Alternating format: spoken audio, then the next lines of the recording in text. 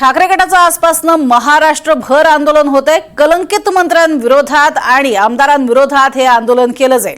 महाराष्ट्राची प्रतिमा बदनाम केल्यानं आक्रमक होत हे आंदोलन होणार आहे। मंत्रिमंडळातनं काढून टाका अशीच मागणी यावेळेला करण्यात येते। या आंदोलनासंदर्भात उद्धव ठाकरे यांनी एक व्हिडिओही शेअर केलाय। महाराष्ट्राला नकोय सत्ताधाऱ्यांचा कलंकित आणि भ्रष्ट कारभार अशा आशयाखाली हा व्हिडिओ पोस्ट करण्यात आलाय। अधिक माहिती घेऊयात अक्षय कुडकेलवार यांच्याकडनं। अक्षय, आज महत्त्वाचा मोर्चा निघतोय, काय संपूर्ण मोर्चाचं नियोजन असणार आहे? कोण कोण सहभागी होताना पाहायला मिळते?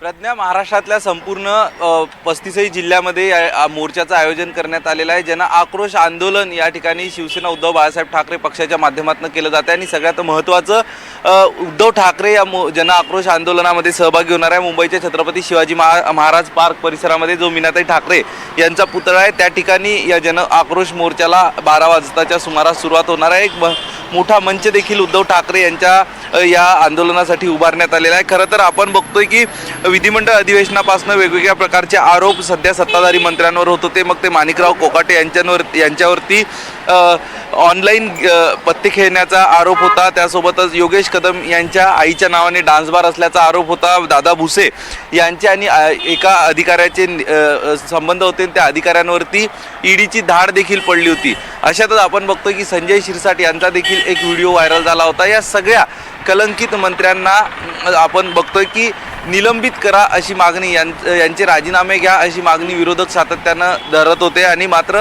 कुठलाही निर्णय सत्ताधारी पक्षाकडनं घेण्यात आलेला नाही। यासाठी जनआक्रोश आंदोलनाची हाक उद्धव ठाकरे यांच्या शिवसेनेच्या माध्यमातून दिली आहे आणि संपूर्ण महाराष्ट्रामध्ये आज ठिकठिकाणी हे जनआक्रोश आंदोलन केलं जाणार आहे। सध्या मोर्चा काढण्यात येणार की नाही याबद्दल कुठल्याही प्रकारची स्पष्टता पक्षाकडून देण्यात आली नाही, मात्र आंदोलन घेण्यात येणार आहे आणि या आंदोलनाची मोठी तयारी करण्यात आलेली आहे। कायदा आणि सुव्यवस्थेचा प्रश्न या ठिकाणी उद्भवू नये यासाठी मोठा पोलीस बंदोबस्त तैनात करण्यात आलेला आहे।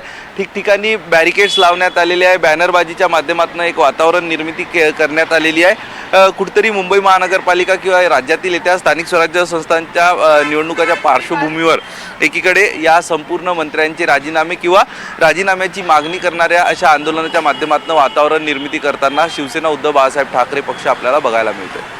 नक्कीच तुर्तास धन्यवाद या संपूर्ण माहितीसाठी अक्षय। तर संपूर्ण 36 जिल्ह्यांमध्ये आपल्याला आज हे आंदोलन पाहायला मिळेल।